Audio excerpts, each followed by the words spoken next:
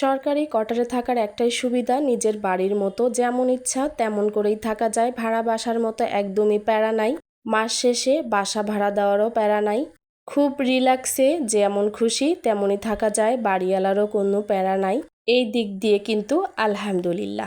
Hello everyone, আসসালামু আলাইকুম, welcome back to my new another blog. মাসফিজ অল্ড ব্লগ থেকে মাসফির মম বলতেছি। কি অবস্থা সবার, কেমন আছেন সবাই? আই হোপ যে যেখানে আছেন ভালো আছেন, সুস্থ আছেন। ব্লগটা শুরু করেছি বিকেল বেলা থেকে। প্রচুর পরিমাণে বৃষ্টির শেষে ছাদে উঠি দেখে কিছু অনেক আম ঝুলতেছে। ইদানিং খুব একটা বেশি ছাদে ওঠা হয় না, যেহেতু খুব বৃষ্টি হচ্ছে। তো আম পাড়ার সিদ্ধান্ত নিলাম। দুই একটা আম একটু কালো হয়েছে সাইডে, দেখলাম যে ওগুলো একটু পেড়ে লবণ মরিচ দিয়ে মাখিয়ে খাবো। ইদানিং খুব যেন এই আম মাখা বা লবণ মরিচ দিয়ে আম আমার এত পরিমাণে খেতে ইচ্ছে করে, খুব ভালো লাগে। আর প্রায় দিনই কিন্তু এটা খেয়ে থাকি। দুটো আম পেড়ে নিলাম, এখন বাসায় গিয়ে এগুলা কেটে নিয়ে আসবো। যারা এই মুহূর্তে আমার ভিডিওটি দেখা শুরু করেছেন তারা প্লিজ একটা লাইক দিয়ে একটা কমেন্ট করে আমার সাথে থাকতে পারেন। আমার ভিডিওর কোনো অংশ যদি আপনাদের কাছে বেশি পরিমাণে ভালো লাগে তাহলে প্লিজ আমার চ্যানেলটি সাবস্ক্রাইব করে দিয়ে আমার পাশে থেকে যেতে পারেন। আর যারা অলরেডি এই কাজটি করে ফেলেছেন তাদেরকে জানাচ্ছি অসংখ্য অসংখ্য ধন্যবাদ। এখানে কিন্তু লবণ মরিচ দিয়ে আম মেখেছি। আমার হাজব্যান্ডকে অনেক রিকোয়েস্ট করার পরে একটু খেলো, আর ছেলে কিন্তু এসেছে টেস্ট করতে। মাশাল্লাহ, ও একটু খেয়েছে। তারপরে এই যে রুমিকে দিয়ে দিলাম, ও একটু খেয়ে নিবে আমাদের সাথে। আম খাচ্ছি, ছেলে বলতেছে আমি ছাদে থাকবো না, চলো নিচে যাই। তো আমি বললাম আমটা খাওয়া শেষ করি, তোমরা দুজন যাও, আমি পরে আসতেছি। আর ওর বাবা বলতেছে এতগুলো কেন লবণ মরিচ মেখেছো, শুধু লবণ দিয়ে খেতে পারো না। ও কিন্তু মরিচ দিয়ে আম খাওয়াটা একদমই পছন্দ করে না, কিন্তু আমার ছেলে দেখেন বারবারই এটা খাচ্ছে, কারণ ও কিন্তু টকটা খুব পছন্দ করে। তো তিনজন মিলে একসাথে খাচ্ছি, খুব মজা। এই ছাদে উঠে আম পেড়ে ওখানে কেটে তারপরে লবণ মরিচ দিয়ে খাওয়ার মজাটাই আলাদা। চিন্তা করেছি একদিন গাছের আমে লবণ মরিচ মাখিয়ে ওই ডাল থেকেই আমটা কামড়ে কামড়ে খাবো। আম খাওয়া শেষ করে চলে এসেছি নিচে। দেখেছেন ওই যে আমার মুরগি বাহিনীগুলো, এগুলো কিন্তু অনেক পরিমাণে কমে গিয়েছে, কারণ আমি ইচ্ছা করেই কমিয়ে দিয়েছি। এখন বাচ্চার স্কুল, ওদেরকে সময় দিতে পারি না। আর সরকারি কোয়ার্টারের বিশাল বড় মাঠ, ওরা কিন্তু ইচ্ছা মতো ঘুরে বেড়ায়। ওরা ঘুরতে ঘুরতে এদিকে চলে আসুক, আর আমি ততক্ষণে আর একটা গাছের আম দেখি। এই গাছটা কিন্তু কলম দেওয়া গাছ, আর গত বছর একটা আম এসেছিল, একটা আমই ভালো ছিল, সেটা খেয়েছি আলহামদুলিল্লাহ, এত মিষ্টি। এবার দেখেন এই গাছে অনেক আম ধরেছে, এগুলা পাকার জন্য রেখে দিয়েছি। আম দেখা শেষ করে এদিকে আসলাম, আর এই যে ওরা আমার পিছন পিছন চলে আসতেছে। ইদানিং ওদেরকে বিকেলবেলা নেমে একটু দেখবো সেই সময়টাও হয় না, ওদেরকে কিন্তু আমি খুব মিস করি। তো আজকে নেমেছি, দেখেন গুটি গুটি পায়ে ওরাও আমার সাথে হাঁটতেছে। সরকারি কোয়ার্টারে থাকার মজাটাই আলাদা, ইচ্ছা মতো থাকা যায়, ঘোরা যায়, খাওয়া যায়, ঘুমানো যায়, কেউ কিন্তু কিচ্ছু বলে না। ভাড়া বাসায় এখানে লাফানো যাবে না, ওখানে গুতানো যাবে না, কত ধরনের সমস্যা। বাচ্চা উপরে লাফালে নিচের লোকের সমস্যা। সরকারি কোয়ার্টারে কিন্তু এই সমস্যাটা একদমই নাই। একটু অপরিষ্কার রাখলেও আপনাকে কেউ বলবে না এখন কেন পরিষ্কার করেননি। দেখা যায় রেস্ট করে সময় সুযোগ মতো বাসাটা কিন্তু পরিষ্কার করে নেওয়া যায়। সরকারি কোয়ার্টারে থেকে আমি দেখেছি ভাড়া বাসার চেয়ে অনেক আরাম। ভাড়া বাসায় আমি থেকে দেখেছি অনেক প্যারা, কি বলবো, বাড়িওয়ালার প্যারা তো আছেই, তারপরে পানি, কারেন্ট, আরও অন্যান্য অনেক সমস্যা তো আছেই। এই জন্য আমি বাধ্য হয়ে সরকারি কোয়ার্টারে উঠেছি।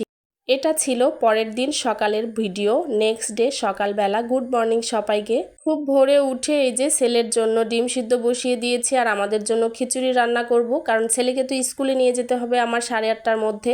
তো হাতে মাখা খিচুড়ি বসিয়ে দিব। গতকাল একটু গরুর মাংসের ঝোল ছিল, তো ওগুলা দিয়েই খিচুড়ি খাওয়া যাবে। আর ছেলের টিফিনে নেওয়ার জন্য আমি ডিম সিদ্ধ বসিয়ে দিয়েছি। একটা মুরগির ডিম খেয়ে যাবে আর একটা নিয়ে যাবে, সেজন্য দুটো ডিম দিয়েছি। সকালবেলা যেহেতু খিচুড়ি মাংস দিয়ে খাবো, তাই আমাদের জন্য আর ডিম সিদ্ধটা বসাইনি। তো এখানে সব ধরনের মশলা দিয়ে আমি কিন্তু খিচুড়িটা হাতে মেখে তারপরে বসিয়ে দিব। খিচুড়িটা মাখতে মাখতে আপনাদের কাছে আবারও রিকোয়েস্ট করতেছি, প্লিজ লাইক দিয়ে ভিডিওটা কন্টিনিউ করে যাবেন। ভিডিওটি বেশি ভালো লাগলে ফ্রেন্ডস এবং ফ্যামিলির সাথে শেয়ার করে রাখতে পারেন। আর যারা আজকে নতুন প্রথম আমার চ্যানেলটি ভিজিট করেছেন, আমার ভিডিওর কোনো অংশ যদি আপনাদের কাছে এতটুকু পরিমাণ ভালো লেগে থাকে তাহলে প্লিজ আমার চ্যানেলটি সাবস্ক্রাইব করে দিয়ে আমার পাশে থেকে যেতে পারেন। পাশে থাকা অল বাটনটি ক্লিক করে দিবেন, তাহলে সবার আগে নোটিফিকেশন পেয়ে যাবেন আপনি কিন্তু আপনার সময় এবং সুযোগ মতো আমার ভিডিও যদি আপনার দেখতে ভালো লাগে তাহলে কিন্তু দেখে নিতে পারবেন। তো এই পাশে আমি একটা তরকারি আপাতত রান্না করে রেখে স্কুলে যাব, কারণ আসতে আসতে যেহেতু দেরি হয়ে যায়, প্রায় দুপুরের সময় হয়ে যায়, তাই সব সময় চেষ্টা করি আমি একটা তরকারি রান্না করে রেখে যেতে। এসে কিন্তু ভাতটা বসিয়ে দিলেই খাওয়া হয়ে যায়, কারণ স্কুল থেকে আসে অনেক কাজ থাকে, বাচ্চাকে গোসল করানো, আমার গোসল আছে, নামাজ আছে, খাওয়া দাওয়া ইত্যাদি ইত্যাদি। তো ওই পাশের চুলায় আমার খিচুড়ি হচ্ছে আর এ পাশের চুলায় হচ্ছে আমি তরকারিটা রান্না করে নিব।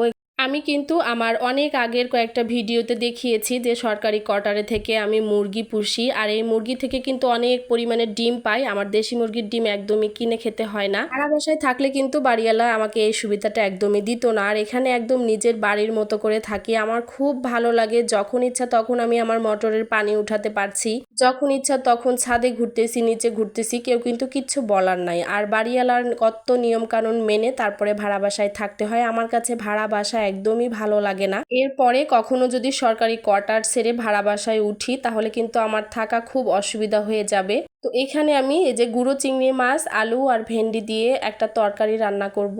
এটা দিয়েই দেখা যাবে স্কুল থেকে এসে আমি খেয়ে নিতে পারবো।